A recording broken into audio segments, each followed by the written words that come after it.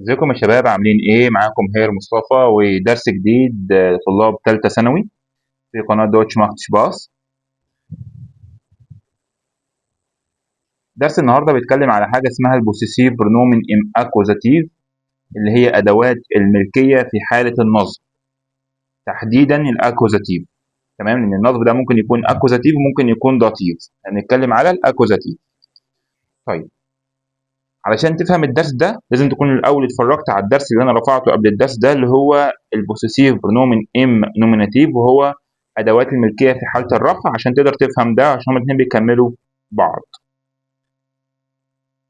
البوسيسيف برونومين ام اكوزاتيف او ادوات الملكيه في حاله النصب، لو بصينا كده على الامثله اللي عندنا دي، بيقول لك ich habe einen Hund, ich sehe meinen Hund dort. انا عندي كلب، انا شفت كلبي هناك. هلاقي هنا لما كان ضمير إيش كانت أداة الملكية ماين، ولكن إحنا هنا قلنا ماينن. ليه؟ علشان الكلب هنا الحالة الإعرابية بتاعته أكوزاتيف. تمام؟ أنا شفت كلبي، فأنا فاعل والكلب بالتالي مفعول. طيب الكلب أداته دير، طب الدير في الأكوزاتيف تبقى دين، فبالتالي الماين تبقى ماينن. تمام؟ لازم تكون مذاكر أكوزاتيف كويس. الجملة اللي بعدها ich habe eine Schwester, ich vermisse meine Schwester. أنا عندي أخت، أنا أفتقد أختي. هلاقي إن جفستر بتاخد دي، ضمير الشخص هنا إيش، فضمير الملكية ماين، ولكن حطينا إيه بقيت ماينة علشان جفستر أداتها دي. تمام؟ طيب ich habe einen Bruder، أنا عندي أخ. ich sehe meinen Bruder heute، أنا شفت أخويا النهاردة. هلاقي هنا إن ضمير شخص إيش اتحول لضمير الملكية معاه بقى ماين. رودر بتاخد دير، الدير هنا موقعها اكوزاتيف فهتكون دين، فبالتالي الماين تبقى ماينن. تمام كده؟ بالظبط زي ما الاسهم بتوضح كده. لو بصينا على الجمله اللي بعدها بيقول لك ايش هابا دراي كندر، انا عندي 3 اطفال. ايش ليبا ماينا كندر، انا بحب اطفالي. هلاقي ان كندر بتاخد دي بلورال، ضمير الملكيه ماين، مع الدي بلورال يتحط له ايه فيبقى ماينا، فبالتالي بقيت ماينا كندر. لو غيرنا كده الضمير الشخصي وخدنا ضمير شخص تاني اللي هو اير مثلا، اير هات اينن هوند، ich sehe seinen Hund dort. هو عنده كلب، انا شفت الكلب بتاعه هو هناك. فبالتالي هنا بتاعه دي اللي هي his، اللي هي بالالماني زاين، الهوند دير، الكوزات بتاعه تبقى دين، فتبقى زاين زاينن. er hat eine Schwester, er vermisst seine Schwester. هو عنده أخت، هو بيفتقد أخته. أخته هو تبقى زاين. طيب جفيستر بتاخد دي نحط لها إيه فبقيت زاينة. الجملة اللي بعدها er hat einen Bruder. الجملة دي er hat einen Bruder، er sieht seinen Bruder heute nicht، يعني هو ما شافش أخوه النهاردة. فبالتالي البرودر اكوزاتيف، وضمير الملكيه بدل ما هو زاين يبقى زاينن. وهكذا. الجمله اللي بعدها er hat 3 Kinder، عنده 3 اطفال، هو بيحب اطفاله. er liebt seine Kinder، فبالتالي زاين بقيت زاينه عشان كندر جمع بتاخد دي بلورال، فضمير الملكيه يتحط له ايه في النهايه تبقى بدل ما هي زاين تبقى زاينه. لو جينا بصينا على الجدول ده، التايتل او العنوان بتاعه البوسيسيف برونومين ام نوميناتيف، انا حاطه لك كنوع من نوع المراجعه عشان تبص عليه قبل ما تخش على الاكوزاتيف، وانا كده كده كنت شارحه في الفيديو اللي قبله في النوميناتيف. لو بصيت هنا هتلاقي ان الدير والداس والدي والدي بلورال فوق، وان على الشمال في عمود اللي هو ايش ودو ار واس وزي وفير واير وزي وزي جروس. هتلاقي ان الايش بتاخد ماين مع الدير وماين مع الداس، اما مع الدي تاخد ماينه والدي بلورال تاخد ماينه. كذلك الامر الدو لو جه وراها كلمه لقيتها دير تبقى داين، داس تبقى داين، اما لو جت وراها كلمه لقيتها دي او دي بلورال تبقى داينه. نفس الموضوع مع الاير والزي، زاين زاين زاينه زاينه، ومع الزي هي تبقى إيرة إيرة، ومع الفير تبقى أنظر مع الدير والداس، ومع الدي والدي بلورال تبقى أنظرة، ومع الإير تبقى أوير، ومع الدي والدي بلورال تبقى أويرة، ومع الزي اللي هي هم تبقى إير وإير، ومع الدي والدي بلورال تبقى إيرة، ومع الزي جروس اللي هي حضرتك والاس بتاعتها كابيتال، وكنا قلنا في النوميناتيف ان زي جروس تاخد اير جروس، يعني الاس كابيتال، فبالتالي الاي بتاع الضمير الملكيه بتاعتها بتتكتب كابيتال في اي حته في الجمله، تبقى اير مع الدير والداس، اما مع الدي والدي بلورال تبقى ايره. ده في حاله النوميناتيف او حاله الرفع. طيب في حاله النصب الاكوزاتيف ايه اللي بيتم؟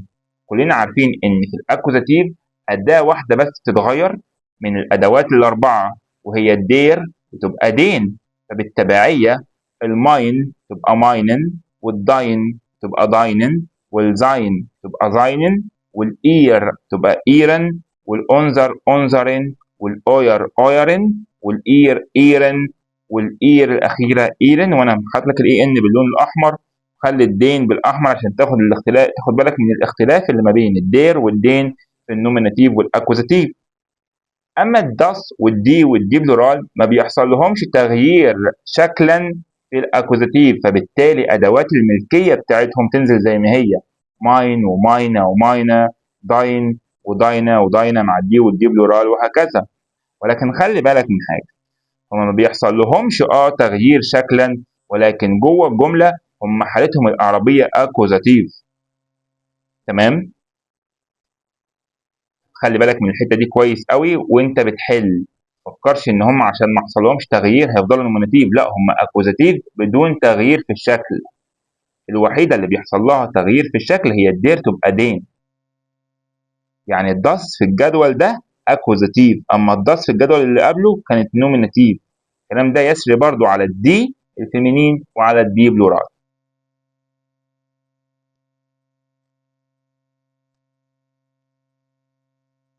لو جينا بصينا على الامثله اللي هنا دي، يقول لك ايش بين سلمى، انا اكون سلمى und liebe وبحب قطتي. قطة هنا اكوزاتيف، اداتها دي. دايما واحنا بنحل بقول لك بص على الكلمة اللي بعده قوس اللي هي قبل اداة الملكية على طول. كاتسة بتاخد دي، الدي هتاخد كلمة اخرها ايه، هتبص ان مفيش ولا اداة ملكية اخرها ايه غير ماينا. بالظبط. لو سألتك هنا الحالة الإعرابية بتاعت ماينا كاتسا نوميناتيف ولا أكوزاتيف، هتقول لي أكوزاتيف. ليه؟ لأن سلمى هنا فاعل والقطة مفعول. أقول لك طب ما حصلش تغيير في ماينا، يعني لو حطيتها برضو مع ماينا بتاعت نوميناتيف هي الحتة، هتقول لي لا، ما أنت قلت يا هير إن ماين بتاعت الداس، وماينا بتاعت الدي، وماينا بتاعت الدي بلورال كده كده شكلا ما بيتغيروش، سواء كان نوميناتيف او اكوزاتيف. ولكن كحالة إعرابية أنا عارف إن هي هنا حالتهم أكوزاتيف حتى وإن لم يتغير الشكل بتاعهم. أنا عمال أعيد وأزيد في الحتة دي وأكد عليها عشان الطلبة اللي بتتلخبط هنا. تمام؟ طيب، نمرة 2. Das ist ليلى. إيش زيها؟ هذه ليلى، أنا شفت الكلب بتاعها. ليلى لو عوضنا عنها بضمير هيبقى زي. طيب كلبها هي اللي هي هير بالانجلش، هون دي بتاخد دير. انا لما اشوف الكلب هيكون اكوزاتيف، هلاقي هنا الاختيارات عندي زاينن وداينن وماينن وايرن كلهم اكوزاتيف. يبقى هنا بقى هبص على معنى الجملة، انا شفت كلبي ولا كلبها؟ لا كلبها عشان الكلام كان عن ليلى، تبقى ايرن. صح. رقم 3. رالف. Wo ist dein Vater?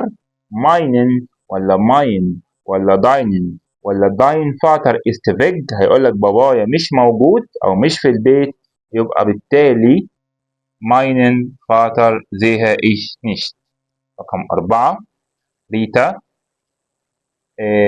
قبل ما اروح رقم 4 ولا حاجه في رقم 3 تاني، خلي بالك هنا meinen Vater دي الاكوزاتيف بدأ بيها الجمله، يعني عادي جدا ابدا الجمله بالاكوزاتيف ما ابداش بالنوميناتيف، لان هو هنا جاب ايش بعد الفيرب، يعني انت طبيعي متعود تلاقي الجمله ايش زيها meinen Vater nicht.